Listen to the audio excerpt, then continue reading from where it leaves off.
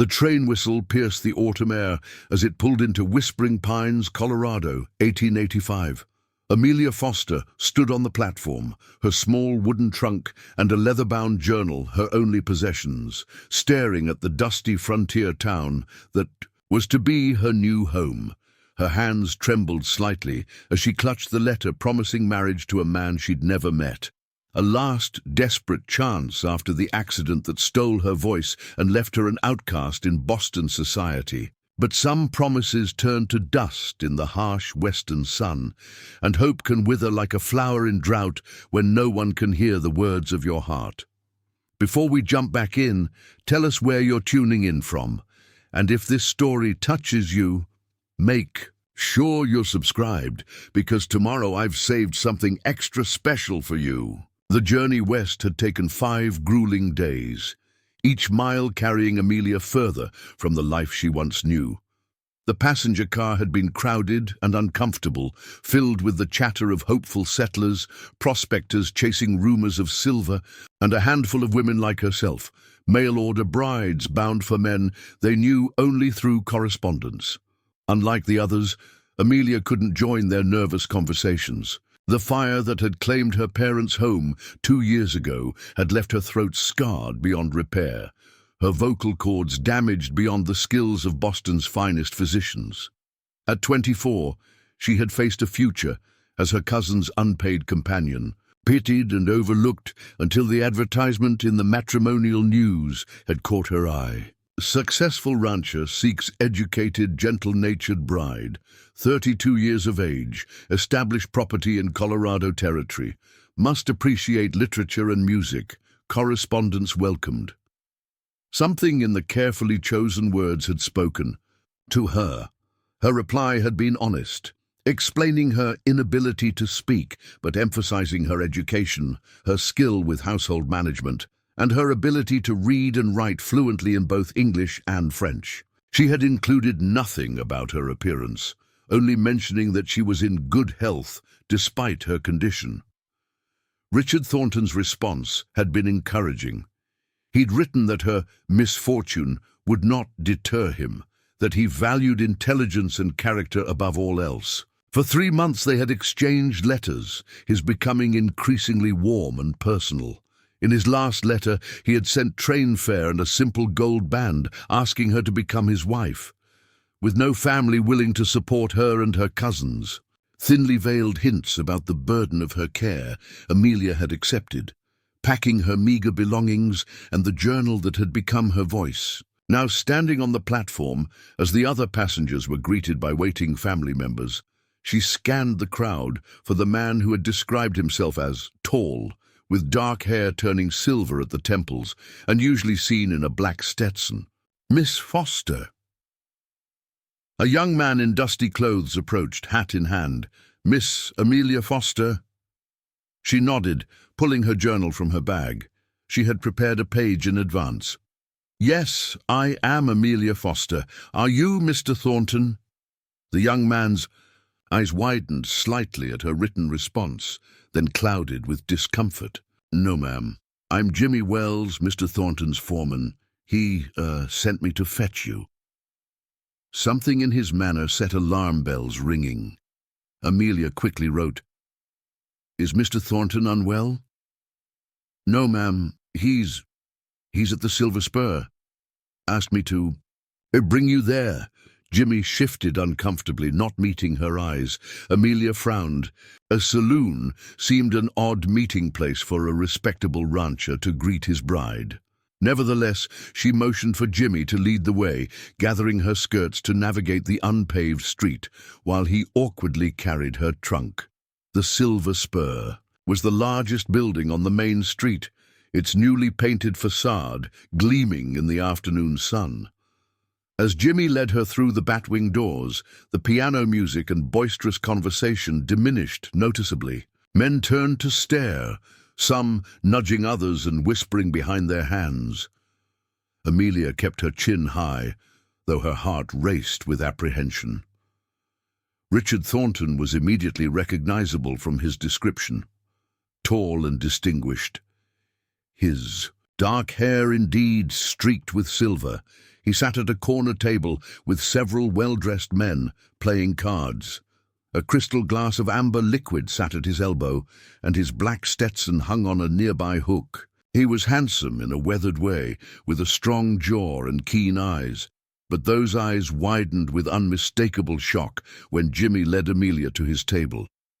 "Mr. Thornton," Jimmy said, "Miss Foster's arrived." Thornton stared at her, his expression shifting from surprise to dismay.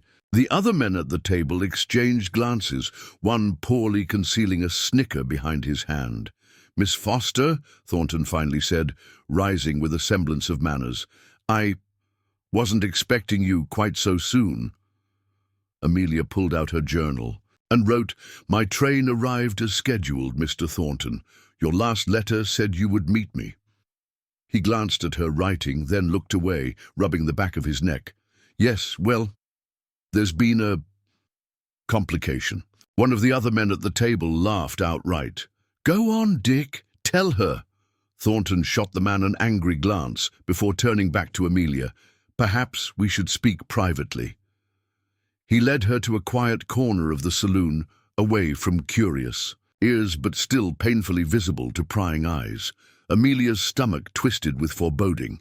"Miss Foster," he began, his voice lowered, "I must be honest. When we corresponded, I understood you had a condition that prevented speech. But I had expected—" He gestured vaguely. "Preparing and narrating this story took us a lot of time, so if you are enjoying it, subscribe to our channel. It means a lot to us. Now back to the story," she wrote quickly. "You expected what, Mr. Thornton? Someone more?" He struggled for words. "Conventional in appearance. Someone who could at least communicate in a normal fashion."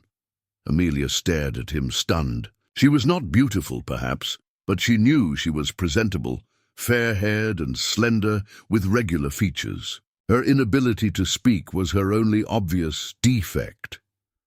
She wrote, "I was honest about my condition. You said it did not matter." "Yes, but I didn't realize—" He sighed heavily. "Miss Foster, you must understand. I have a position in this community. I'm on the town council. I need a wife who can fulfill certain social obligations, who can host dinner parties, engage in conversation."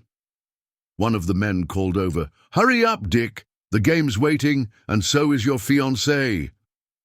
A titter of laughter followed, and Amelia suddenly understood. There was another woman. "I'm sorry for the misunderstanding," Thornton continued, not meeting her eyes. "I'll arrange for your stay at the hotel tonight and purchase your return ticket to Boston tomorrow." Anger and humiliation burned through Amelia. She wrote in sharp, decisive strokes, "And if I have nothing to return to?" Thornton frowned. "That's hardly my concern, Miss Foster. Our arrangement was clearly a mistake." He reached into his pocket and placed several bills on the table. "This should cover your expenses." Before Amelia could respond, the Batwing doors swung open, and a woman entered. Young, perhaps 20, with elaborately styled dark hair and a fashionable dress that emphasized her curves. She surveyed the room imperiously before spotting Thornton. "Richard, darling, you promised to escort me to the milliner's before closing." Her gaze fell on Amelia, curiosity and then dismissal flashing across her face. "Who is this?" Thornton cleared his throat. "Just a business matter, Victoria. I'll be with you momentarily." Victoria, clearly the true fiancée, raised a perfectly arched eyebrow but retreated to wait by the door, making a show of examining her gloves. "As you can see," Thornton muttered, "circumstances have changed since our correspondence began. Miss Montgomery's father owns the largest silver mine in the territory. Our engagement will be announced next week." Amelia's vision blurred with unshed tears of rage and humiliation. She had gambled everything on this man's promises, and now she stood abandoned in a strange town, watching him discard her for a wealthy man's daughter. The injustice of it burned like acid. She wrote one final message, her hand shaking. A gentleman would honor his commitments. Thornton's face hardened. I've offered compensation. That's more than generous given the circumstances. Without waiting for her response, he walked away, joining Victoria at the door. He didn't look back as they left, his hand possessively at the small of her back. The saloon had gone quiet, all eyes on Amelia as she stood alone, her unsent words. Staring up from the page, humiliation washed over her in waves. She was stranded in an unfamiliar town with limited funds and nowhere to go. The journey to Colorado had depleted most of her small inheritance, and the money Thornton had left would barely cover a week at a hotel, let alone a ticket back east. "Miss?" Jimmy approached hesitantly. "I'm awful sorry about Mr. Thornton. He ain't been himself since the Montgomerys came to town." Amelia nodded stiffly, gathering her dignity around her like armor. She wrote, "Is there a respectable boarding house in town?" Jimmy scratched his head. "Mrs. Holloway runs a place, but she's particular about who she takes in. With your situation—" He trailed off awkwardly. Of course, a woman alone, unable to explain herself verbally, would be viewed with suspicion. Amelia felt the walls closing in. She had escaped one trap only to find herself in another, more desperate situation. "I could ask at the hotel," Jimmy offered. "They might need help with laundry or cleaning." Domestic service. It was a steep fall from the gentleman's daughter she had once been, but Amelia had no illusions about her circumstances. She nodded, grateful for any suggestion. As Jimmy led her back onto the street to collect her trunk, a commotion near the general store caught their attention. A wagon had pulled up, its bed loaded with supplies. The man handling the reins was striking, tall and broad-shouldered, with sun-bronzed skin and eyes the color of a summer storm. Unlike the other men in town, he wore no suit or formal attire, just a simple shirt with rolled sleeves that revealed muscular forearms, denim pants, and worn boots. His hat was pulled low, shadowing features that seemed carved from granite. "That's Mr. Sullivan," Jimmy whispered. "Garrett Sullivan, owns the biggest spread north of here, doesn't come to town much." Amelia watched as the man efficiently unloaded crates, his movements speaking of strength, controlled by discipline. There was something compelling about him, a self-contained quality that set him apart from the posturing men in the saloon. A group of children ran past, one colliding with Sullivan and sending a box of canned goods crashing to the ground. Instead of the anger Amelia expected, Sullivan crouched to help the child up, checking for injuries before calmly beginning to collect the scattered cans. The child, rather than running away, stayed to help, seemingly unafraid of the imposing man. It was a small moment, quickly over, but it revealed something of the man's character that intrigued Amelia. Such gentleness in someone of his obvious strength was unexpected. As if sensing her scrutiny, Sullivan glanced up, his gaze meeting hers across the street. For a moment, they simply looked at each other, the silent woman and the solitary rancher. Before, Amelia lowered her eyes, embarrassed to be caught staring. "Mr. Sullivan keeps to himself mostly," Jimmy continued, oblivious to the exchange. "His place is called Shadowbrook Ranch. Been there 5 years and built it up from nothing. Folks say he came from back east, but nobody knows much about him." Before he arrived, Amelia nodded, filing away the information without understanding why it interested her. This mysterious rancher had nothing to do with her predicament. "Come on," Jimmy said. "Let's get you settled at the hotel, at least for tonight. Tomorrow we can figure out something more permanent." As they walked down the dusty street, Amelia felt the weight of her situation pressing down. She had journeyed west with dreams of a husband, a home, a place to belong. Now those dreams lay shattered at her feet, and she faced a precarious future alone in a town where she was already an object of gossip and pity. Inside the small hotel lobby, Jimmy explained her situation to the clerk, a thin man with spectacles who eyed Amelia with undisguised curiosity. "We don't usually hire help," the clerk said, "but Mrs. Peterson, who does our laundry, has been ailing. Perhaps you could speak with her." He stopped, flushing at his unfortunate choice of words. Amelia wrote in her journal, "I would appreciate any work available. I am also educated and can keep accounts." The clerk raised his eyebrows. "Educated, are you? Well, that's unusual for a woman in your circumstances. I'll speak with the manager." While they waited, the hotel doors opened and Garrett Sullivan entered, removing his hat as he approached the desk. Up close, Amelia could see that his face, though weathered by sun and wind, was younger than she had first thought. Perhaps in his early 30s. A thin scar ran along his jawline, and his eyes were indeed a striking grey, intelligent and observant.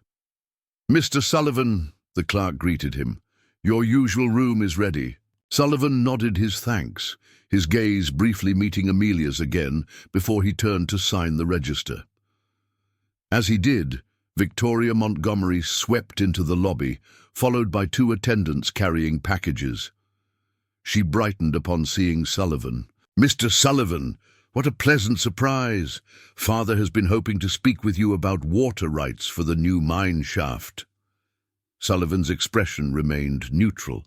"Miss Montgomery." Victoria seemed undeterred by his lack of enthusiasm. "We're hosting a dinner tomorrow evening. You simply must attend. Richard will be there, of course." At the mention of Thornton, Sullivan's expression cooled further.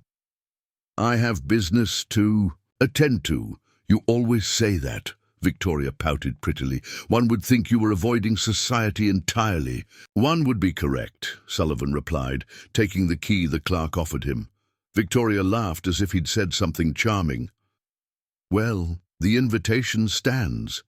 Her gaze drifted to Amelia, recognition dawning. "Oh, it's you, Richards. A business matter." The malicious amusement in her tone made Amelia's cheeks burn. Sullivan glanced between them, his brow furrowing slightly. "Miss Montgomery," the clerk intervened, "your father asked that you approve the arrangements for the mining company representatives arriving next week." Victoria, distracted, moved to the desk, allowing Amelia to retreat to a corner of the lobby. She felt Sullivan's gaze follow her, but couldn't bring herself to look up again, too raw from the day's humiliations. The hotel manager eventually appeared, a portly man with a businessman's shrewd eyes. After examining Amelia and reading her written explanations, he agreed to let her work in exchange for a small attic room and meals. She would be expected to help with laundry, mending and cleaning, starting immediately. As Jimmy bid her goodbye, promising to check on her the next day, Amelia felt both relief and despair. She had secured shelter and sustenance, but at what cost to her dignity? From prospective bride to domestic servant in the span of a few hours, it was a bitter pill to swallow. That evening, after hours of sorting linens and hauling hot water for the guests' baths, Amelia finally retreated to her tiny attic room. It was spare but clean, with a narrow bed, a washstand, and a small table beneath the dormer window. She sat on the edge of the bed, her muscles aching from unaccustomed labor, and allowed herself a moment of private grief. Tears slid down her cheeks as she removed Richard Thornton's letters from her trunk. Each one had been read and reread during her journey. Each one had fed her hopes of finding acceptance and companionship. Now they revealed themselves as the hollow words of a man easily swayed by wealth and status. She was about to throw them into the small fireplace when a knock at her door startled her. Hastily wiping her tears, she opened it to find a maid holding a tray with bread, cheese, and a cup of tea. "Mr. Sullivan asked that this be brought up," the girl explained. "Said he noticed you missed supper." Confused, Amelia accepted the tray with a nod of thanks. She had indeed missed the staff meal, too busy with work and too ashamed to face the curious stares in the kitchen. After the maid left, Amelia sat at her small table, wondering why a stranger would show her such consideration. Perhaps it was merely pity, something she had grown to despise. But as she ate the simple food, she found herself remembering the gentle way Sullivan had helped the child who collided with him, the controlled strength in his movements, the intensity of his gaze when it met hers.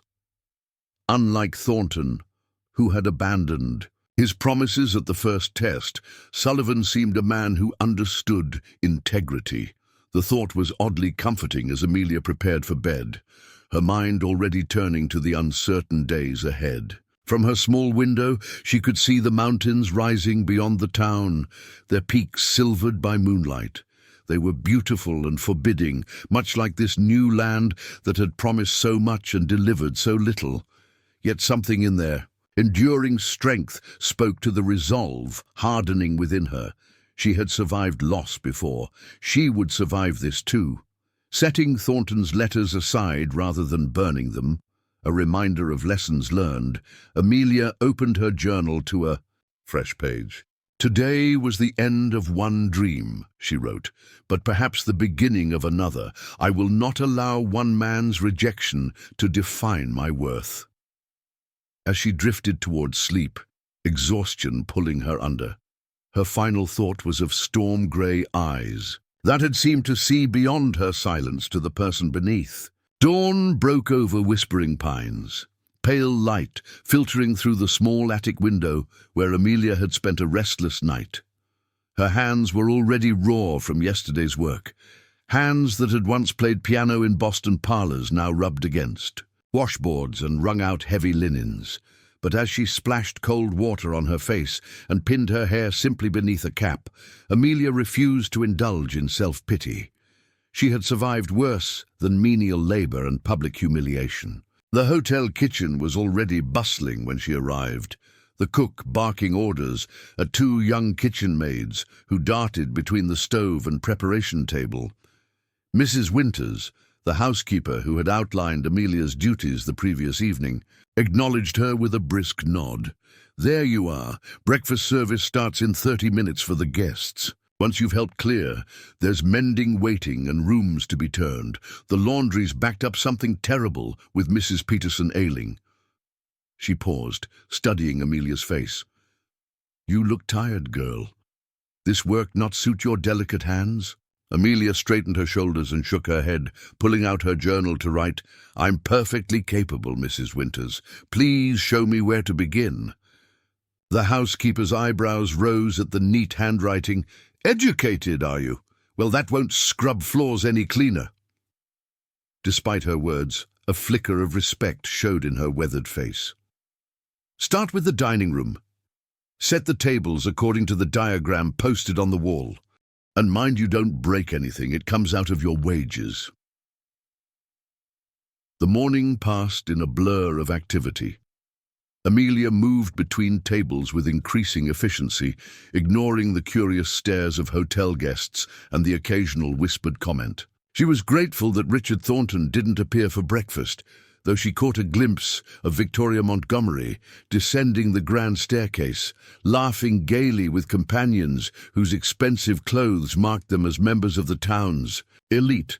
It was nearly noon when Amelia, arms laden with linens destined for washing, nearly collided with a solid figure in the back hallway. Strong hands steadied her, preventing a fall. She looked up to find Garrett Sullivan regarding her with those storm-grey eyes. "Careful," he said, his voice low and surprisingly gentle. "Those stares are treacherous." Amelia nodded her thanks, unable to respond in any other way with her hands full and her journal tucked in her apron pocket. Sullivan seemed to understand her difficulty. "You're working here now," he observed. "Not a question, but a statement delivered without judgment." She nodded again, shifting the heavy bundle in her arms. To her surprise, Sullivan reached out and lifted the linens from her, the weight seemingly nothing to him. "Where were you taking these?" he asked. Amelia hesitated, then gestured toward the back door that led to the laundry yard. Sullivan moved. in that direction, carrying her burden as if it were the most natural thing in the world for a man of his standing to assist a hotel maid. Outside, he deposited the linens by the washing tubs, then turned to her with an expression she couldn't quite decipher. "You're the woman Thornton sent for," he said. Again, not a question. Amelia reached for her journal, keenly aware of how ridiculous she must appear. A lowly maid, presuming to write messages to a man who likely owned half the county. But Sullivan waited patiently as she found her pencil and wrote, "Yes, though, evidently, I was not what he expected." Sullivan's jaw tightened almost imperceptibly. "Thornton is a fool," he said simply, the words carrying weight, despite their brevity. "And Miss Montgomery is welcome to him." The blunt assessment startled a smile from Amelia. She wrote, "You're not fond of either, I take it." "I prefer honest dealings," Sullivan replied. "Something that Pear knows little about." He glanced at the heavy wash tubs waiting to be filled. "This is hard work for someone unaccustomed to it." She squared her shoulders and wrote, "I'm stronger than I look." Something like approval flickered in his eyes. "I don't doubt it, miss." "Foster," she wrote. "Amelia Foster. Miss Foster." He nodded, seeming to consider something. "My foreman's wife could use help with household matters at Shadowbrook. The position would include room and board, private quarters, and fair wages." Amelia stared at him, suspicion warring with desperate hope. Why would this man offer employment to a woman he'd just met? A woman who couldn't speak, who had been publicly rejected as inadequate. She wrote, "Why would you offer this to a stranger?" Sullivan's expression remained unreadable. "Mrs. Callahan is expecting a child. She needs assistance, but is too proud to admit it. You need employment better suited to your—" He hesitated. "Circumstances. It seems a practical arrangement." "They're practical, not charitable, not pitying, practical." The distinction meant more to Amelia than Sullivan could know. Still, caution prevailed. She wrote, "What would my duties entail exactly?" "Cooking, cleaning, general household management. Shadowbrook is isolated, 14 miles north of town. The main house is substantial, and there are often ranch hands to feed." His eyes met hers directly. "It wouldn't be easy work, Miss Foster, but it would be respectable, and you would be treated with respect." The last words hung between them, an implicit contrast to her current situation.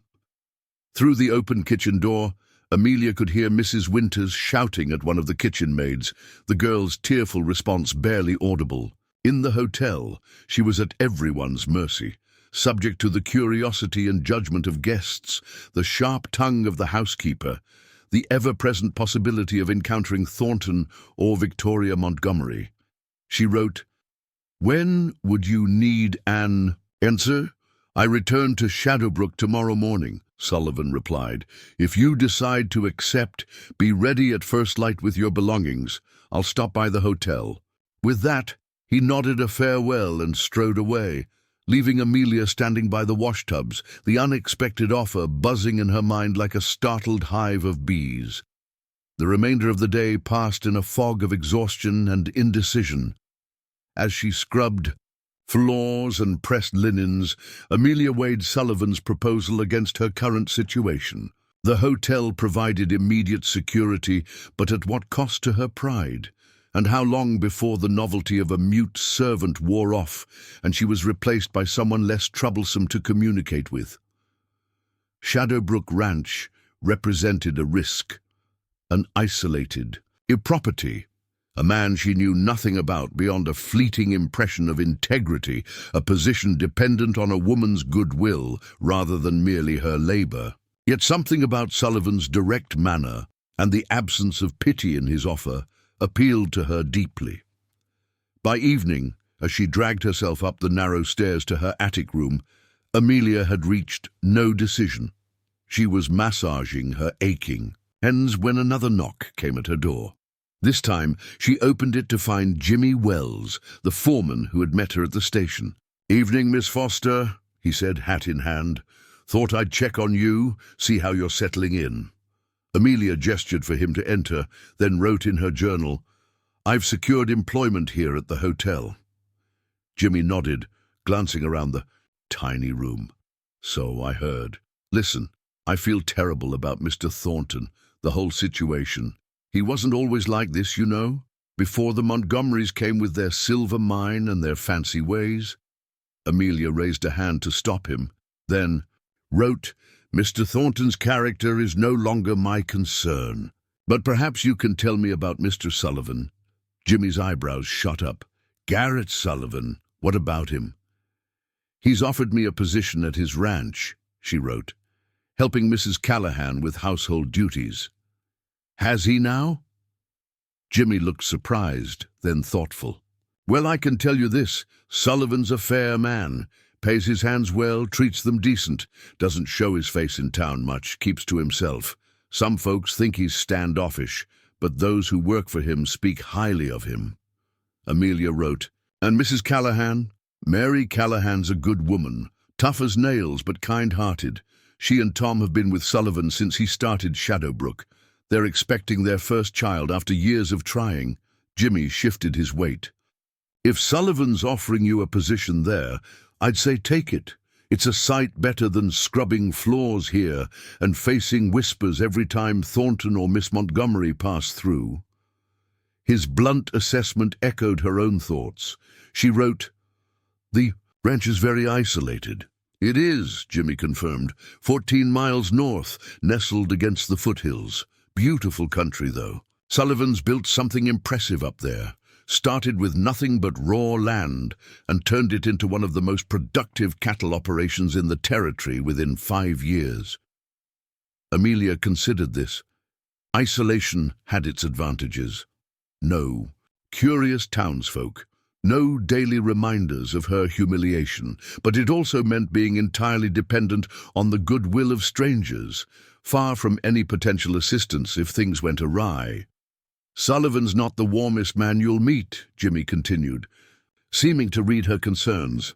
"Doesn't say much, keeps his thoughts to himself, but he's got a reputation for absolute honesty. His word is considered better than most men's signed contracts around these parts." That aligned with Amelia's brief impression. She wrote, "Thank you, Jimmy. You've been very kind." After he left, Amelia sat on her narrow bed, the decision weighing heavily. Through her small window, she could see the lights of whispering pines glowing in the gathering darkness. The town represented security of a sort, but also limitation. She thought of Victoria Montgomery's malicious smile, of Mrs. Winter's sharp commands, of the curious stares that followed her every movement. Then she recalled Sullivan's straightforward offer, devoid of pity or condescension. "It seems a practical arrangement," he had said. Practical, not charitable. A fair exchange of her labor for decent treatment and respectable employment. By the time she extinguished her lamp, Amelia had made her decision. She packed her few belongings, folded the hotel's uniform neatly on the chair, and prepared for an early departure. Whatever awaited her at Shadowbrook, it offered something the hotel could not, the chance to be valued for her capabilities rather than dismissed for her limitations. Dawn was just breaking when Amelia descended the hotel's back stairs, trunk in hand. She had left a note for Mrs. Winters, explaining her departure and settling her accounts. In the quiet kitchen, only the cook was awake, kneading dough for the day's bread. The woman gave her a curious glance but asked no questions as Amelia made her way to the front entrance. Outside, the street was deserted, save for a wagon stationed before the hotel, Garrett Sullivan at the reins. He nodded a greeting, jumping down to take her trunk. "You've decided then," he said, securing her belongings in the wagon bed. Amelia nodded, pulling out her journal to write, "If Mrs. Callahan approves." "She will," Sullivan replied with quiet confidence. He offered his hand to help her onto the high seat, his grip strong and steady. As the wagon pulled away from the hotel, Amelia resisted the urge to look back. Whispering Pines had held nothing but disappointment and humiliation for her. Perhaps Shadowbrook would prove no better, but at least it represented a new beginning. One. She was entering with clear eyes rather than romanticized expectations. The journey north took them through breathtaking landscape, rolling meadows giving way to pine forests, the mountains looming ever closer, their peaks still capped with snow despite the summer warmth. Sullivan was not a talkative companion, but his silence felt comfortable rather than awkward. Occasionally he would point out features of the land or name a distant peak, his deep voice carrying easily over the wagon's rumble. "That ridge marks the northern boundary of Shadowbrook," he said after they had traveled for several hours. "The ranch house is another hour's ride, nestled in that valley." Amelia followed his gesture, impressed by the vastness of his holdings. The valley, he indicated, was a green jewel set among darker pines, a stream glinting silver in the morning light as it wound through meadows dotted with grazing cattle. As they descended into the valley, Amelia caught her first glimpse of Shadowbrook Ranch. Unlike the ostentatious mansion she had imagined Richard Thornton possessing, Sullivan's home was a sprawling two-story structure of native stone and timber, its lines harmonizing with the landscape rather than dominating it. Several outbuildings surrounded it, a large barn, bunkhouses, corrals, and what appeared to be workshops. Smoke rose from chimneys, and figures moved about the property with purpose. "It's beautiful," Amelia wrote in her journal, displaying the words to Sullivan. Something like pride briefly softened his stern features. "It was raw land when I purchased it. Every building you see I designed and helped construct." As they approached, a woman emerged from the main house, shading her eyes against the morning sun. Mary Callahan was small but sturdy, her practical dress doing little to disguise her advancing pregnancy. Her red hair was caught in a simple knot, and her face, though young, showed the weathering of frontier life. "You're back early," she called to Sullivan, then noticed Amelia. Curiosity and something like relief crossed her features. "And you've brought company." Sullivan drew the wagon to a halt in the courtyard. "Mary, this is Miss Amelia Foster. She's come about the household position." Understanding dawned in Mary's eyes. "Oh, well, that's wonderful." She approached as Sullivan helped Amelia down. "Welcome to Shadowbrook, Miss Foster." Amelia nodded in greeting, then quickly wrote in her journal, "Thank you, Mrs. Callahan. Mr. Sullivan explained that you might need assistance with household duties." Mary shot Sullivan a look that mingled gratitude with mild exasperation. "Did he now? Well, he's right, though I've been too stubborn to admit it." She glanced down at her swollen abdomen. "The doctor says I should be resting more, but there's always so much to do." Sullivan lifted Amelia's trunk from the wagon. "I'll take this to the East Wing guest room. It has its own entrance and sitting area, should provide adequate privacy." To Mary he added, "Miss Foster cannot speak but communicates effectively. Through writing, I've found her quite easy to understand." With that, he carried the trunk toward the house, leaving the two women to become acquainted. Mary's expression held curiosity, but no pity or discomfort, a refreshing change from most people's reactions to Amelia's condition. "Well," Mary said, "practically, let's get you settled, and then I can show you around. The house seems big at first, but it has a sensible layout. Most of the men take meals in the bunkhouse, but Mr. Sullivan and sometimes Tom, that's my husband, the foreman, dine in the main house." As they followed Sullivan inside, Amelia was struck by the home's unexpected character.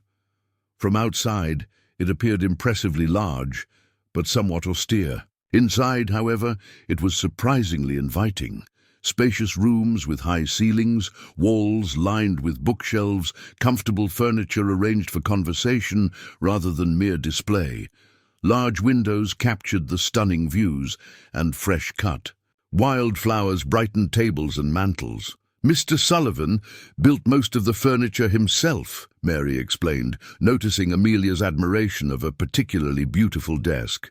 He's got a real talent for woodworking, says it helps him think. The East Wing guest room proved to be not merely adequate, but genuinely lovely. A spacious bedroom with a canopied four-poster bed, adjoining sitting room with its own small fireplace, and even a private bathing chamber with a copper tub. The furnishings were simple but beautifully crafted, the linens crisp and fresh, and vases of wildflowers adorned both rooms. "This is far too grand," Amelia wrote, showing Mary her concern. "I expected servants' quarters." Mary laughed. "Shadowbrook doesn't stand on such formalities, Miss Foster. Mr. Sullivan believes in practical comfort for everyone under his roof."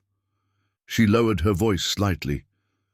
"Between us, I think he finds most social conventions ridiculous, especially those that make arbitrary distinctions between people." After Sullivan departed to tend to ranch business, Mary gave Amelia a comprehensive tour of the house. The kitchen was large and well-equipped, with a massive hearth and modern cast-iron stove. The dining room could seat 20 comfortably, but was arranged to feel intimate even with fewer people. A library filled with books on every subject imaginable opened onto a solarium filled with plants. Some ornamental, others clearly part of botanical experiments. "Mr. Sullivan has a scientific mind," Mary explained, "always testing new crops or breeding techniques. That's partly why Shadowbrook is so successful. He doesn't just follow tradition, he innovates." By mid-afternoon, Amelia had been thoroughly briefed on her duties. They were substantial but not overwhelming, managing the daily operation of the household, preparing meals, overseeing the weekly laundry, done by 2 women from the nearby settlement who came specifically for that purpose, keeping the main rooms clean and orderly, and gradually taking over more responsibilities as Mary's confinement approached. "I won't pretend it's not hard work," Mary said frankly, as they sat in the kitchen with tea. "But it's satisfying. And Mr. Sullivan is a fair employer, 2 days off each week, generous wages paid monthly, and he respects competence above all else." Amelia wrote, "He seems a complex man." Mary considered this. "He is that, intensely private about his past. All I know is that he came from back east about 6 years ago, purchased this land when everyone said it was worthless, and proceeded to prove them all wrong." She smiled. "He's not one for small talk or social niceties, but he's unfailingly fair. Treats everyone with the same direct courtesy, from the lowest ranch hand to the governor himself." Amelia thought of Sullivan's straightforward offer, devoid of condescension despite her obvious vulnerability. She wrote, "Why did he really hire me? Surely there were other candidates more conventional." Mary's expression grew serious. "Miss Foster, if there's one thing I've learned about Garrett Sullivan, it's that he never does anything without a purpose. But that purpose is rarely what others might assume." She rested a hand on her rounded abdomen. "Yes, I need help. Desperately, though I'd never have admitted it. But knowing Mr. Sullivan, I suspect he also recognized something in you that resonated with him." "What do you mean?" Amelia wrote. Mary chose her words carefully. "Mr. Sullivan doesn't tolerate pretense or dishonesty. When he looks at you, he sees who you truly are, not who society says you should be." She met Amelia's gaze directly. "I don't know your story, but I'd wager you've faced more than your share of people seeing only what you lack rather than what you offer. Mr. Sullivan has a particular dislike for that kind of shallow judgment." The insight struck uncomfortably close to home. Amelia had indeed spent the past 2 years being defined by what she couldn't do, couldn't speak, couldn't fulfill her expected social role, couldn't support herself in the manner to which she'd been born. Even Richard Thornton, who had claimed to value her mind and character, had ultimately judged her solely on her inability to perform as a conventional wife. The afternoon light was fading when Sullivan returned to the house. He found Amelia in the kitchen, already preparing the evening meal alongside Mary, who was teaching her the peculiarities of the massive stove. "Is everything satisfactory?" he asked, the question directed at both women. Mary nodded. "Miss Foster is a quick study. I've shown her the entire house and explained the routine." Amelia wiped her hands on a towel and reached for her journal. She wrote, "The accommodations are more than generous, Mr. Sullivan. I'm grateful for the opportunity." Sullivan studied her words, then met her gaze with unexpected directness. "Shadowbrook offers opportunity to those willing to work, Miss Foster. Nothing more, nothing less." He turned to leave, then paused. "We dine at 7, simple fare but plentiful." After he departed, Mary chuckled softly. "That's practically a speech for him. I think he approves of you." That evening, seated at the long dining table with Sullivan at its head, Mary and Tom Callahan across from her, Amelia experienced something she hadn't felt since before the fire that claimed her parents and her voice, a sense of belonging. The conversation flowed naturally around her, with pauses for her to write brief responses in her journal, which the others read with genuine interest rather than impatient tolerance. Tom Callahan proved to be as kind as his wife, his weather-beaten face creasing in a smile when Amelia complimented the ranch. "It's Garrett's vision," he said, nodding toward Sullivan.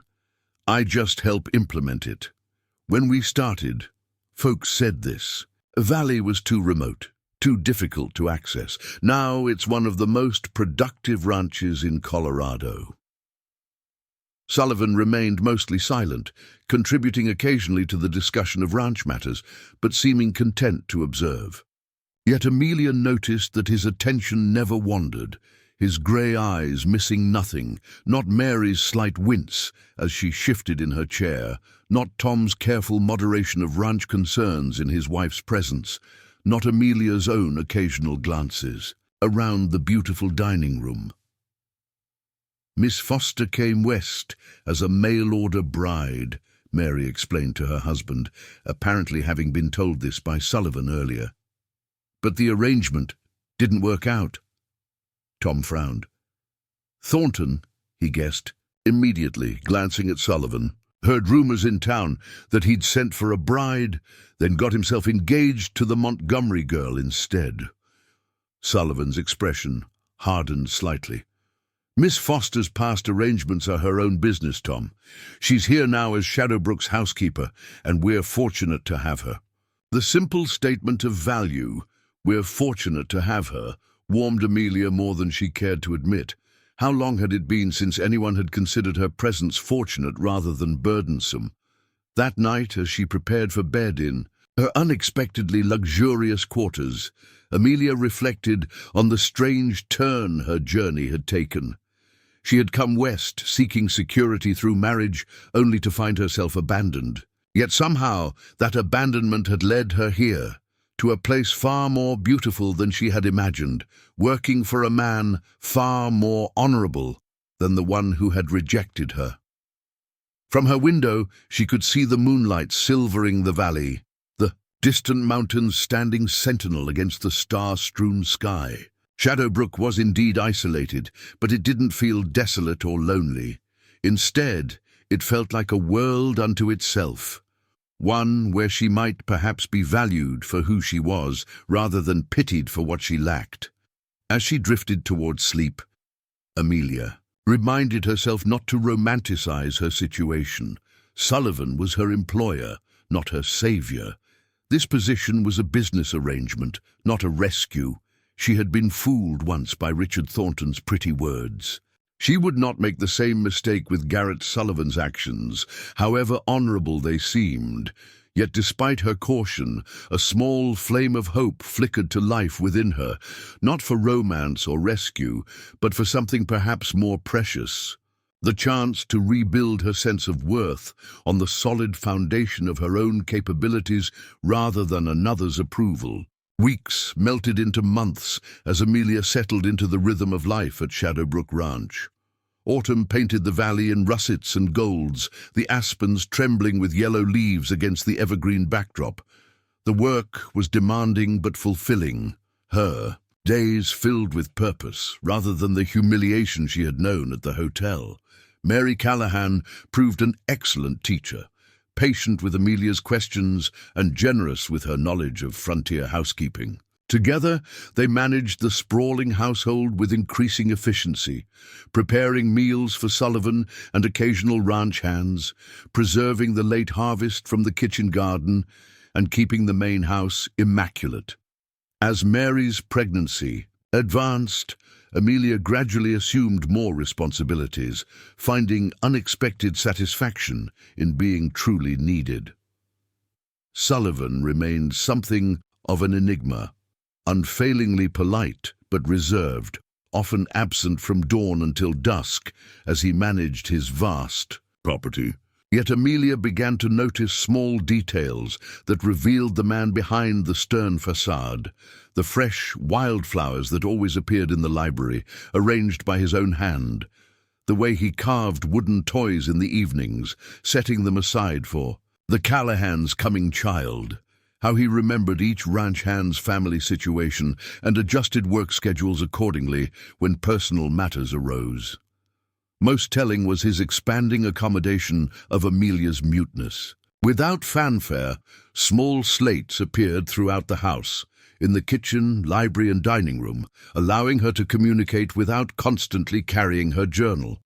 He began learning the rudimentary hand gestures she had developed for common phrases, his keen mind quickly grasping their meaning. And most surprisingly, he started leaving books on her sitting room table, volumes on botany, literature, and regional history, always with a small note suggesting why the particular text might interest her.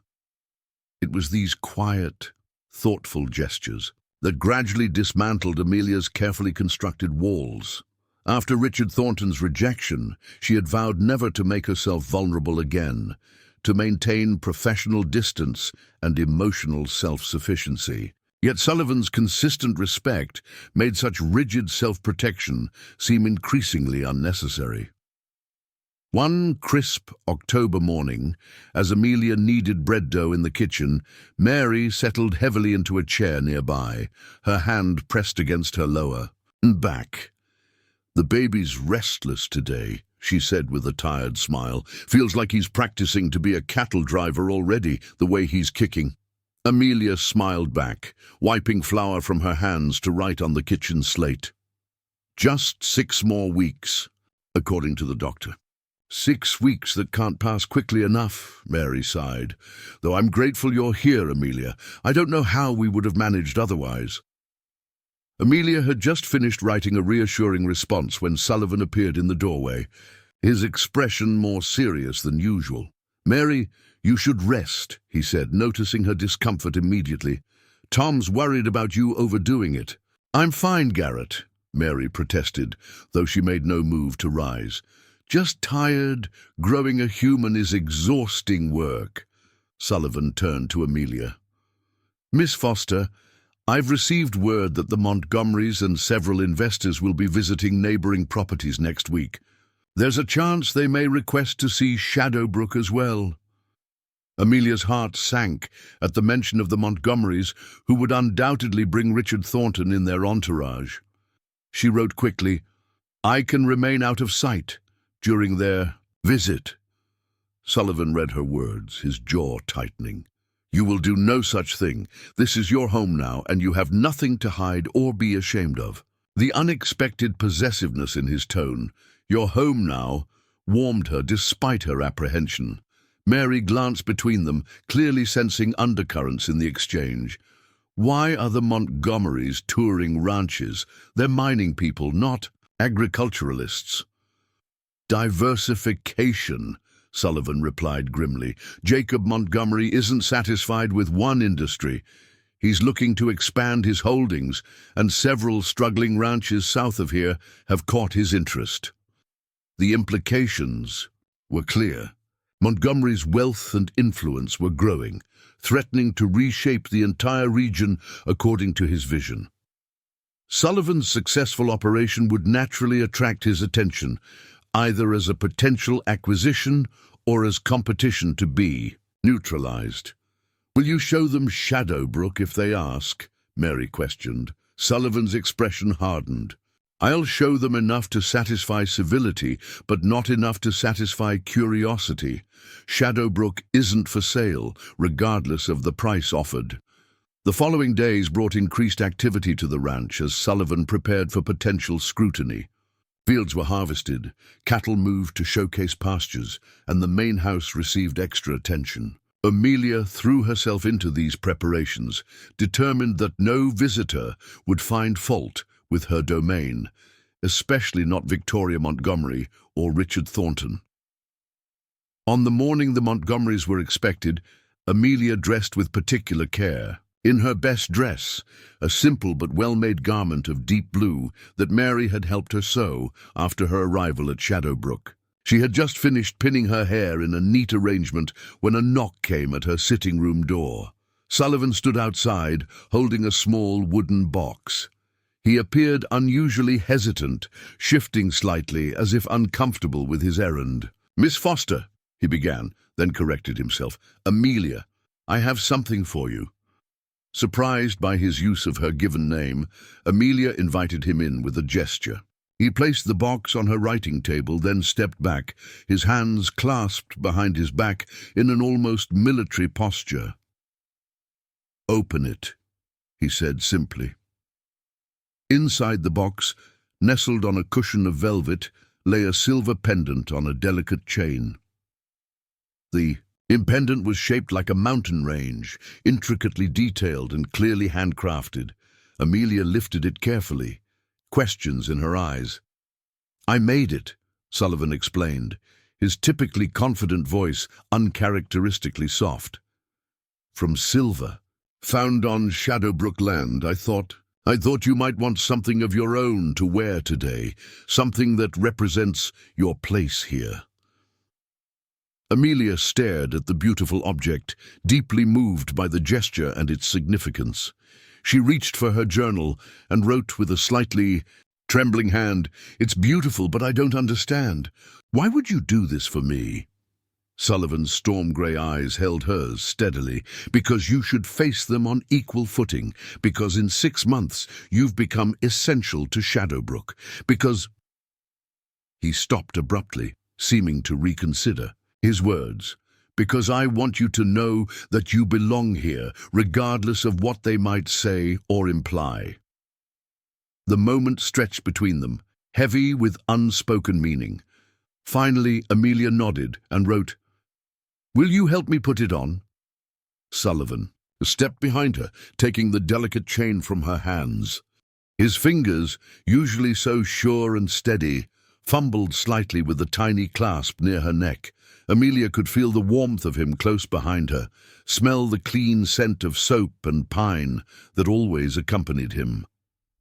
The pendant settled against her throat, cool at first but quickly warming to her skin.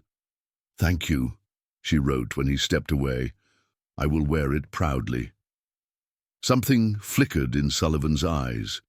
Satisfaction, perhaps, or something deeper.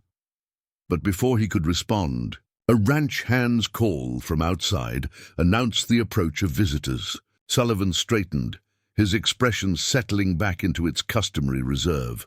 "Remember," he said quietly, "this is your home. You have nothing to prove to any of them."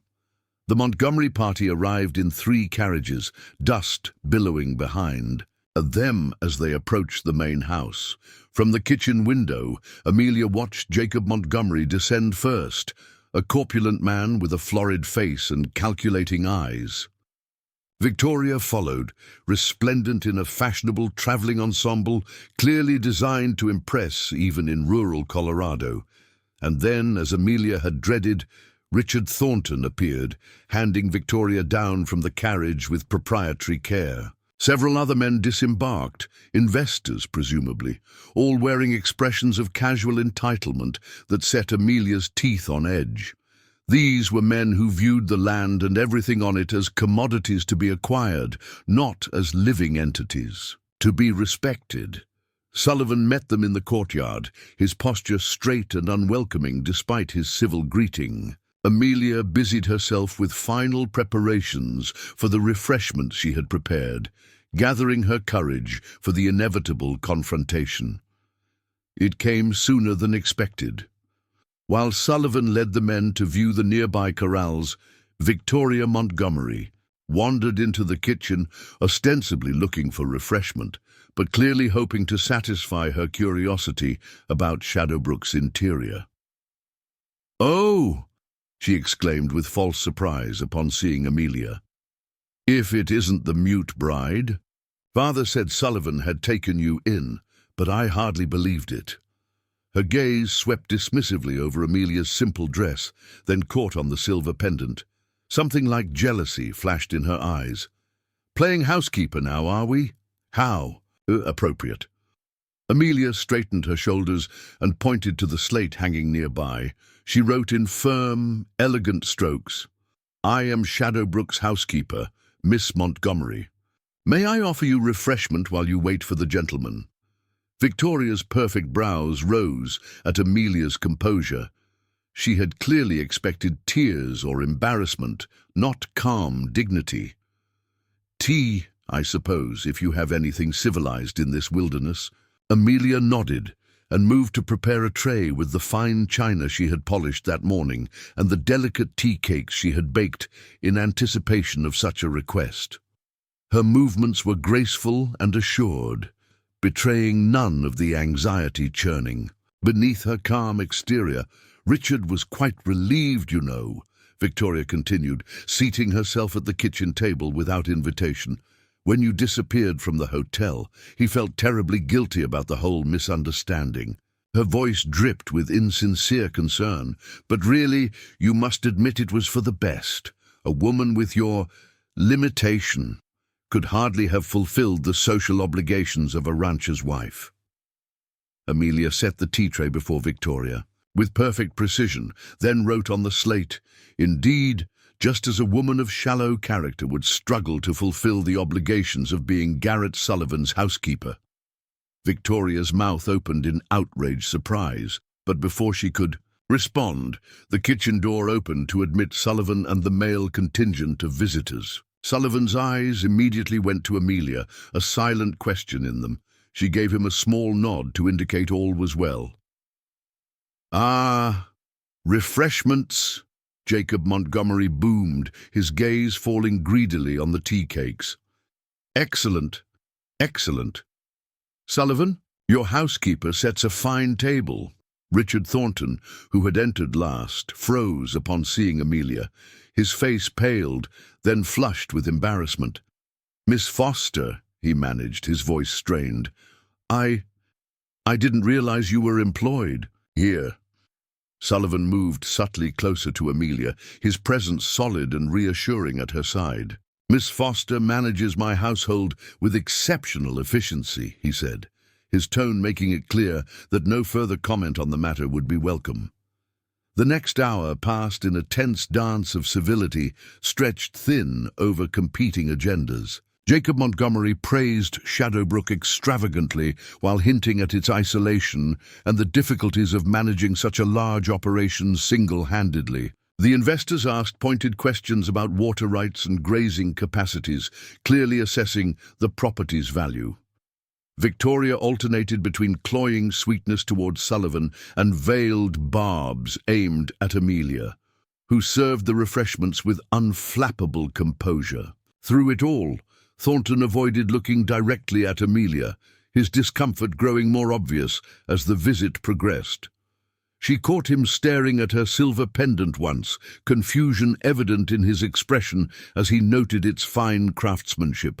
"This valley has remarkable potential," Montgomery announced as the gathering prepared to depart.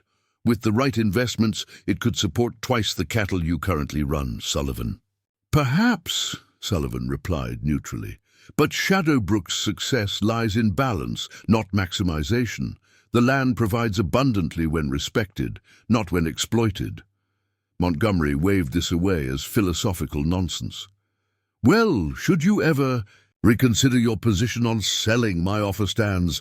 Name your price, man. Everyone has one. Sullivan's expression remained impassive. Not everyone, Mr. Montgomery.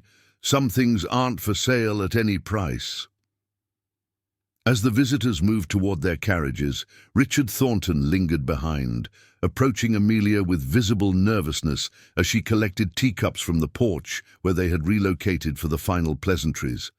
"Miss Foster," he said quietly, glancing to ensure they weren't overheard, "I want to apologize for our previous misunderstanding. I handled things poorly." Amelia regarded him steadily, noting how diminished he seemed compared to the imposing figure who had rejected her 6 months earlier. She set down her tray and reached for her journal, writing, "There was no misunderstanding, Mr. Thornton. You made your priorities perfectly clear." Thornton flushed. "Yes, well, circumstances required difficult decisions. I hope you understand that nothing personal was intended." She wrote, "I understand perfectly. You chose wealth and status over integrity and commitment. Each of us must live with our choices." "You seem to have landed on your feet," he observed, glancing toward Sullivan, who was watching their exchange from a distance with carefully controlled expression. "Sullivan is a fortunate man to have found such a capable housekeeper." The emphasis he placed on housekeeper carried insinuations that made Amelia's cheeks burn with indignation. She wrote with sharp, decisive strokes, "Mr. Sullivan values honesty, competence, and character, qualities you might have recognized in me had you looked beyond your own ambitions." Thornton's face hardened. "I see you found your voice in a manner of speaking. Sullivan's influence, no doubt. Be careful, Miss Foster. He has a reputation for keeping himself apart from society.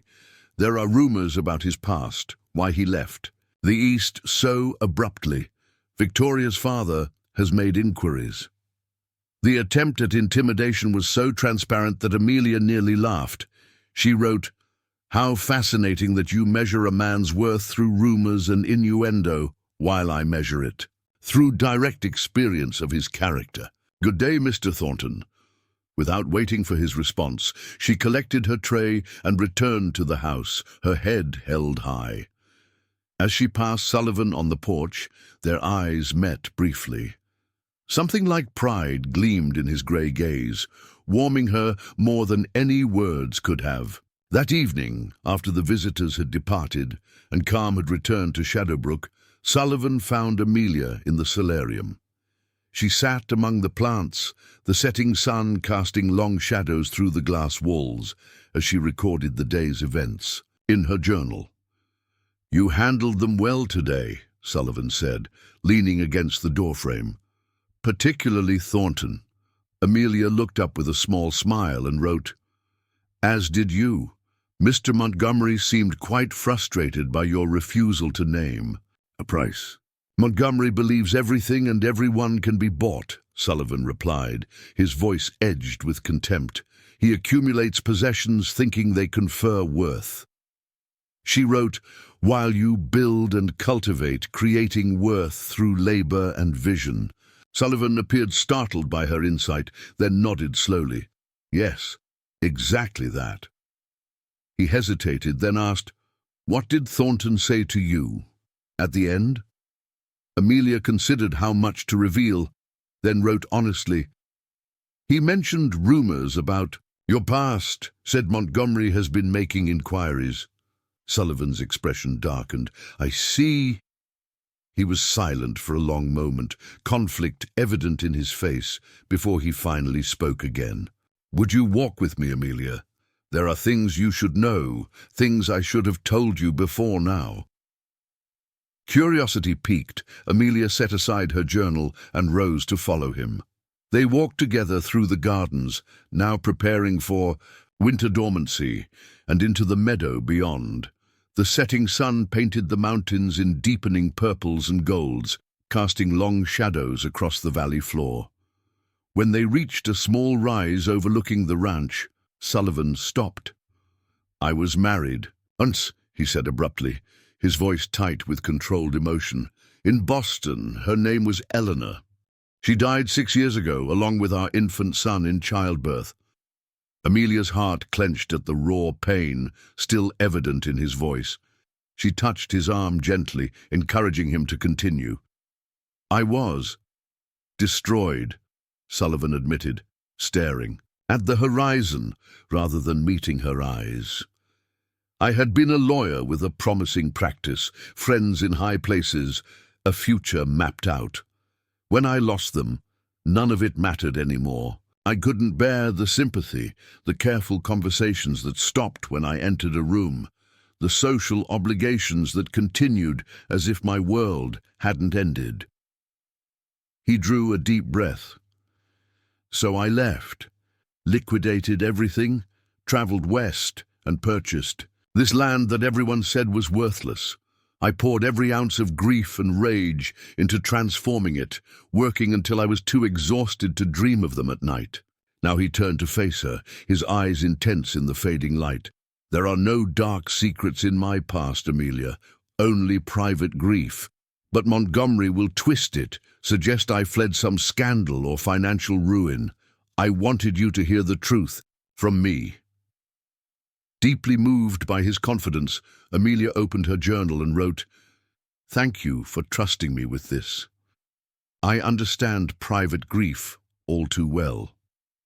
Sullivan nodded, his gaze dropping to her throat, where the scar from the fire was, partially visible above her collar. "Your voice," he said softly. "May I ask what happened?" No one at Shadowbrook had directly asked about her muteness, respecting her privacy just as she had respected theirs. The question didn't feel invasive coming from Sullivan, however, merely the natural continuation of the trust growing between them. She wrote, "A house fire 2 years ago. My parents were killed. I was trapped in inhaled smoke and flames. The doctor said the damage to my vocal cords was irreversible." Sullivan's expression held no pity, only deep understanding. "So we both know what it is to lose everything and begin again," he said quietly. Amelia nodded, a sense of profound connection flowing between them in the gathering twilight. She wrote, "Perhaps that's why Shadowbrook feels like home. It's a place of new beginnings, built on honored memories." Something shifted in Sullivan's eyes at her words. A softening, a vulnerability he rarely allowed himself to show. For a moment, Amelia thought he might reach for her, might give voice to the unspoken current that had been building between them for months. Instead, he gestured toward the ranch buildings below, now glowing with lamplight against the darkening valley. "We should return. Mary will worry." As they walked back in companionable silence, Amelia's mind whirled with the implications of their exchange. Sullivan had shared his deepest pain with her, not as an employer to an employee, but as one soul to another who might understand. The trust implicit in that act moved her deeply, reinforcing her growing certainty that Shadowbrook was where she belonged. That night, as she prepared for bed, Amelia stood before her mirror and studied her reflection. The woman who gazed back was not the same one who had arrived at Whispering Pines 6 months earlier, full of desperate hope and romantic illusions. This woman stood straighter, her eyes clearer, her understanding of herself and her worth more firmly established. Her fingers rose to touch the silver pendant, Sullivan's gift and unexpected declaration. "You belong here," he had said, not as an ornament or social asset as Thornton had wanted, but as herself.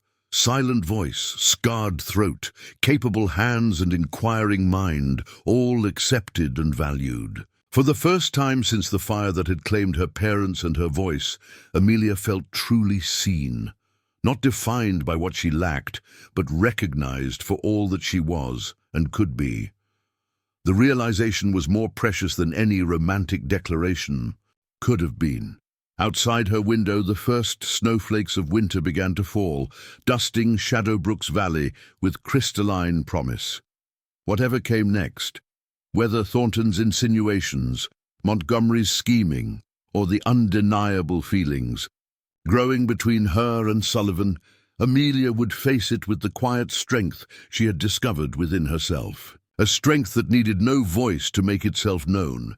Winter descended upon Shadowbrook with silent ferocity, transforming the valley into a pristine landscape of white. Snow draped the pine forests and blanketed the pastures, while ice crystallized along the creek that gave the ranch its name. The mountains stood like sentinels, their rugged peaks softened by winter's touch, but no less imposing in their grandeur. For Amelia, the season brought new challenges and unexpected joys. The isolation that had seemed merely geographical in warmer months became a physical reality, as snowdrifts occasionally made the road to Whispering Pines impassable. Yet rather than feeling trapped, she discovered a profound contentment in Shadowbrook's winter rhythms, the earlier sunsets that brought the household together around the hearth, the quiet evenings spent reading while snow tapped gently against the windows, the camaraderie of shared meals when darkness fell by mid-afternoon. December arrived, bringing with it Mary Callahan's confinement. The baby, a robust boy named William, was born during the first significant storm of the season, with Amelia serving as midwife when the doctor couldn't make the journey from town. The experience forged a deeper bond between the women, Mary's gratitude expressed in tearful embraces as she placed her son in Amelia's arms after the difficult delivery. "You saved us both," she whispered, watching as Amelia gently swaddled the infant. "I'll never forget that." Sullivan, who had paced anxiously throughout the ordeal, looked at Amelia with new eyes when she emerged from the birthing room with news of mother and child's health. The respect in his gaze held something deeper, an admiration that made her cheeks warm despite her exhaustion. "You're remarkable," he said simply, the words falling into the quiet hallway like stones into still water, creating ripples that spread through her consciousness long after they were spoken. In the weeks that followed, Amelia found herself increasingly essential to Shadowbrook's operation. With Mary focused on her infant, Amelia assumed full responsibility for the household, not merely maintaining it, but enhancing it with touches that reflected her growing confidence. She rearranged the library for greater efficiency, instituted a new inventory system for the pantry, and transformed the solarium into a winter garden where herbs and young seedlings flourished despite the snow outside. Sullivan noticed every change, sometimes offering suggestions, but more often expressing approval through quiet observation or the occasional nod of satisfaction. Their evenings fell into a comfortable pattern, dinner shared with the Callahans when Tom could make it in from the ranch operations, followed by time in the library where Sullivan would read aloud from books they had selected together while Amelia worked on mending or her own reading. These quiet hours became precious to Amelia, revealing facets of Sullivan she suspected few ever witnessed. His deep voice gave life to poetry and prose alike, his typically reserved demeanor softening as he shared passages that moved him. Sometimes he would pause to discuss a particularly striking idea, genuinely interested in her written responses and often building upon them with insights of his own. One snowy evening in late December, as they sat before the library fire, Sullivan closed the volume of Thoreau he had been reading and regarded Amelia thoughtfully. "Christmas is approaching," he said. "We've never celebrated it properly at Shadowbrook, but with young William's arrival and your presence here, perhaps we should observe the holiday this year." Amelia reached for her slate and wrote, "I would like that very much.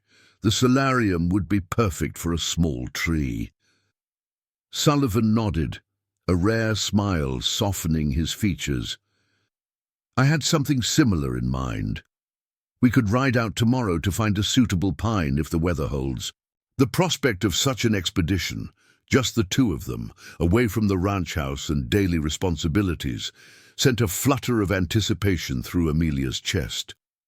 She wrote, "I'd enjoy that. I haven't been beyond the immediate property since arriving." "Then it's settled," Sullivan said, rising from his chair.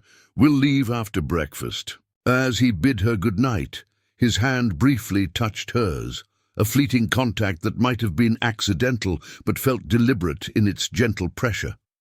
Amelia carried the warmth of that touch with her as she prepared for bed, trying not to attach too much significance to what was likely a simple gesture of friendship. Yet as she drifted towards sleep, her practical mind couldn't help cataloguing the subtle shifts in Sullivan's behavior over recent weeks, the increasingly frequent use of her given name, the thoughtful gifts of books selected specifically for her interests, the way his eyes sought hers across rooms, lingering a moment longer than strictly necessary. Taken individually, these might mean nothing. Collectively, they suggested a transformation in their relationship that both thrilled and frightened her. The morning dawned clear and cold, sunlight glittering on fresh snow that had fallen overnight. After breakfast, Sullivan led Amelia to the barn, where 2 horses stood saddled and waiting. He had selected his most gentle mare for her, equipped with a side saddle that showed consideration for her comfort. "The Callahans tell me you've become quite the horsewoman," he observed as he helped her mount. "Mary says you ride out to check the kitchen garden plots most mornings." Amelia nodded, pleased that he had noticed. During her early days at Shadowbrook, Tom had taught her to ride, a skill she had never acquired in Boston. She had taken to it with unexpected enthusiasm, finding freedom in the ability to explore the immediate property independently. They rode north through stands of pine and aspen, Sullivan pointing out landmarks and sharing stories of Shadowbrook's early days.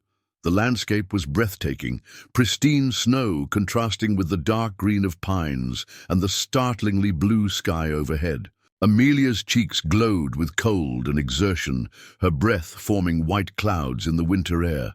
After an hour's ride, they reached a secluded valley where young pines grew in perfect formation. Sullivan dismounted and helped Amelia down, his hands lingering briefly at her waist before he stepped away to secure the horses. "I thought we'd find our tree here," he said, leading her into the grove. "These are first-generation plantings from when I established Shadowbrook. Some are ready for harvesting now." Amelia moved among the young trees, admiring their symmetry and vibrant color. She stopped before one that stood about 6 feet tall, its branches nicely proportioned and evenly distributed. Turning to Sullivan, she pointed to it with a questioning smile. "Perfect choice," he agreed, pulling a small axe from his saddlebag. With practiced efficiency, he felled the tree, then bound it for transport back to the ranch. As he worked, Amelia wandered a little further into the grove, captivated by the winter stillness. Fresh snow crunched beneath her boots, and occasionally a light breeze would send a shower of white powder from overhead branches. The isolation that might have terrified her 6 months earlier now felt like a privilege, a chance to experience nature's pristine beauty without human interference. She was so absorbed in these thoughts that she failed to notice the mountain lion until it moved. The large cat had been nearly invisible against a snow-covered boulder, its tawny coat blending with the exposed rock face. Now it shifted, golden, eyes fixed upon Amelia with predatory focus. Fear froze her in place. The cat was barely 20 yards away, too close to outrun, too dangerous to challenge. Every instinct screamed for her to call out, to scream for Sullivan, but her damaged throat produced only a strangled gasp. The mountain lion tensed, preparing to spring. In that moment of terror, Amelia's mind achieved perfect clarity. Without her voice, she had only one defense. She bent slowly, maintaining eye contact with the predator, and gathered a handful of snow. With a sudden, explosive movement, she hurled it directly at the cat's face, while simultaneously backing toward a nearby pine. The unexpected assault startled the mountain lion momentarily, buying her precious seconds. She seized a fallen branch, holding it before her like a shield as she continued her careful retreat. The cat growled low in its throat, confused by this prey that neither fled nor submitted. "Amelia!" Sullivan's voice cut through the tension, and suddenly he was beside her, rifle raised. The mountain lion assessed this new threat, then slunk away into the underbrush, vanishing as silently as it had appeared. Sullivan's arm came around Amelia protectively, though the danger had passed. "Are you hurt?" he demanded, his voice rough with concern as he scanned her for injuries. She shook her head. Still trembling with receding adrenaline, she pointed to the snow and mimicked throwing it, then to the branch she had wielded. "You defended yourself," Sullivan realized, his expression shifting from worry to admiration. Most people would have run or frozen completely. Amelia shrugged modestly, though his approval warmed her despite the winter chill. They returned to the horses in silence, Sullivan keeping a vigilant eye on their surroundings. As he helped her mount, his hands again lingered at her waist, and this time when she met his gaze, something had changed in its depths. "You continue to surprise me, Amelia Foster," he said quietly. "Every time I think I understand you, you reveal another layer of strength." The ride home seemed shorter, though they traveled at a leisurely pace to accommodate the Christmas tree secured behind Sullivan's horse. Amelia was acutely aware of his presence, of the way he rode slightly, closer to her than strictly necessary, of how his eyes frequently sought hers to ensure she had recovered from the encounter with the mountain lion. Back at Shadowbrook, the Callahans were immediately concerned by their serious expressions. Sullivan briefly recounted the incident as they unloaded the tree, causing Mary to gasp and clutch baby William tighter. "Mountain lions rarely come so close to human activity," Tom said with a frown. "The heavy snow must have driven it down from the high country in search of game." Sullivan nodded grimly. "I'll alert the hands to be vigilant. We can't have predators this close to the ranch house." Later, as they set up the tree in the solarium as planned, Amelia found herself reflecting on the day's events. The mountain lion encounter had been terrifying, yet in that moment of pure survival instinct, she had discovered a resourcefulness she hadn't known she possessed. Without her voice, she had still found a way to defend herself, to buy precious time until help arrived. It seemed a fitting metaphor for her life since coming to Colorado, learning to communicate without words, to assert her value without voice, to find strength in apparent limitation. What had once seemed a cruel diminishment had become, unexpectedly, the catalyst for discovering capabilities that might otherwise have remained dormant. Sullivan seemed to sense her contemplative mood as they decorated the tree with simple ornaments crafted by the ranch hands and garlands of dried berries prepared by Mary. He worked alongside her in companionable silence, occasionally brushing against her in the confined space, each contact sending awareness shimmering through her. As they stepped back to admire their work, Sullivan's hand found hers, his calloused fingers entwining with her smaller ones in a gesture too deliberate to be mistaken for anything but what it was, a conscious claiming, a statement of intent. "It's beautiful," he said, though his eyes were not on the tree but on her face, illuminated by the soft glow of lantern light. Amelia's heart raced at the unmistakable meaning in his gaze. She squeezed his hand in response, unable to express in writing the emotions welling within her, gratitude for his patience, appreciation for his respect, and something deeper, more profound, that had been growing steadily since that first day in Whispering Pines, when he had seen beyond her silence to the woman beneath.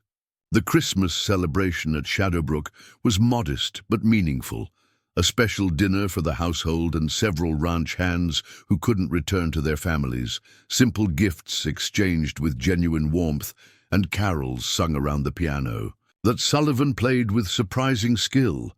Amelia watched it all with quiet joy, recording the moments in her memory, Mary nursing baby William by firelight, Tom's unabashed pride in his son, Sullivan's rare smile as he shared this celebration with the community he had built from nothing. As the evening drew to a close and guests departed for the bunkhouse, Sullivan approached Amelia, where she stood arranging leftover food in the kitchen. "I have something for you," he said, holding out a small package wrapped in brown paper and tied with string. A Christmas gift. Amelia wiped her hands on her apron and accepted the package, curious about its contents. Inside, she found a small, exquisitely crafted writing tablet, unlike any she had seen before. Bound in tooled leather, it featured a mechanical pencil that attached to its spine, and pages so fine they felt like silk beneath her fingertips. A silver clasp kept it secured when closed, engraved with her initials, A.F. "It's from Boston," Sullivan explained. "I ordered it months ago after you first arrived. I thought you deserved something better than slate boards and journal pages for your words." Deeply touched by the thoughtfulness of the gift, Amelia opened the tablet and wrote her first message in it. "It's perfect. Thank you for understanding how much words mean to me." Sullivan read her message, satisfaction evident in his expression. "Your words have value, Amelia.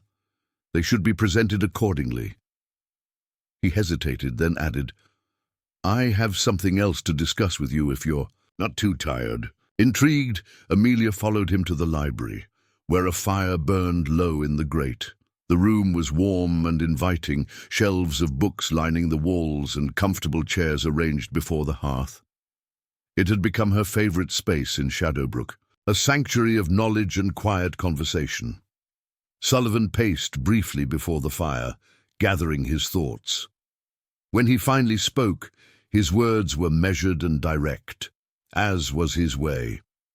"I received a letter yesterday from Jacob Montgomery," he began. "He's formally approached the Territorial Land Office about the water rights dispute we discussed months ago, claiming that Shadowbrook's usage exceeds legal allocation." Amelia frowned, sensing a strategy aimed at weakening Sullivan's position. She wrote in her new tablet, "Is there any merit to his claim?" "None," Sullivan replied firmly. "Our water usage is well documented and within rights established when I purchased the property. But Montgomery has influence with territorial officials, and his mining operations demand increasing water access that other properties currently control." She wrote, "What does this mean for Shadowbrook?" Sullivan sighed, running a hand through his hair in a rare gesture of frustration. "It means a legal battle. I'll need to travel to Denver next month to present our case before the Territorial Water Commission." The news sent a ripple of anxiety through Amelia. Montgomery's attack was clearly an attempt to pressure Sullivan after failing to purchase Shadowbrook outright. If successful, it could threaten the ranch's viability, particularly during summer months when water access was critical. She wrote, "How can I help?" Sullivan studied her for a long moment, his expression softening. "That's what I wanted to discuss. With Mary still recovering and the baby requiring her attention, I had planned to ask you to manage Shadowbrook in my absence." The responsibility implied by this request took Amelia's breath away. To manage the entire household operation while Sullivan fought for the ranch's future in Denver was a significant trust, one that both honored her capabilities and acknowledged her place at Shadowbrook. "However," Sullivan continued, "recent events have caused me to reconsider the mountain lion incident, Montgomery's increasingly aggressive tactics. I'm concerned about leaving you and the Callahans here without adequate protection." Amelia wrote, "We would have the ranch hands." "Most will be moving cattle to the southern pastures," Sullivan explained. "They're vulnerable to predators. This time of year, we'd be left with minimal staff at the main house." He paused, seeming to struggle with his next words. "There's another option. You could accompany me to Denver." The suggestion was so unexpected that Amelia simply stared at him, her mind racing with implications. "Travel to Denver," the territorial capital, a growing city with cultural offerings she had thought forever beyond her reach after settling at Shadowbrook. The opportunity both thrilled and frightened her. She wrote, "As your housekeeper." Sullivan's expression grew serious, his eyes holding hers with unwavering intensity. "No, Amelia, not as my housekeeper." The simple negation hung between them, heavy with meaning. Amelia's heart pounded as she waited for him to continue, afraid to assume too much, yet unable to ignore the current of emotion that had been building between them for months. "I've been thinking about this for some time," Sullivan said, his typically confident voice tinged with rare uncertainty. "Our arrangement has served us both well. You've transformed Shadowbrook from a house into a home. You've become essential to its operation, to its future." He drew a deep breath. "To me." Amelia's fingers trembled slightly as she wrote, "What are you asking, Garrett?" The use of his given name, something she had written rarely, never taking for granted the intimacy it implied, seemed to strengthen his resolve. Sullivan moved closer, taking the tablet gently from her hands and setting it aside. "I'm asking if you would consider coming to Denver as my wife," he said quietly. "Not because of Montgomery's threats or the Water Commission or any external pressure, but because these months with you have shown me that a life I never thought to find again is possible." His hand reached for hers, strong fingers enfolding, her smaller ones. "Because in your silence I've heard understanding I never thought to experience after Eleanor died." Tears welled in Amelia's eyes, not of sorrow, but overwhelming emotion. She had come west seeking security through marriage to a stranger, only to find rejection and humiliation. Now, months later, a different man offered marriage, not from pity or convenience, but from genuine respect and growing love. She reached for her new tablet, but Sullivan shook his head gently. "You don't need to write your answer," he said. "I've learned to read your expressions well enough to know your mind." His confidence made her smile through her tears. She squeezed his hand, then raised her free hand to touch his face, tracing the strong line of his jaw with gentle fingers. It was answer enough. Sullivan drew her closer, his arms encircling her with protective tenderness. "I won't promise an easy life," he murmured. "Shadowbrook will always face challenges, from nature, from men like Montgomery, from the frontier itself. But I will promise this. Your voice will always be heard here, Amelia, whether spoken or written. Your strength will always be valued.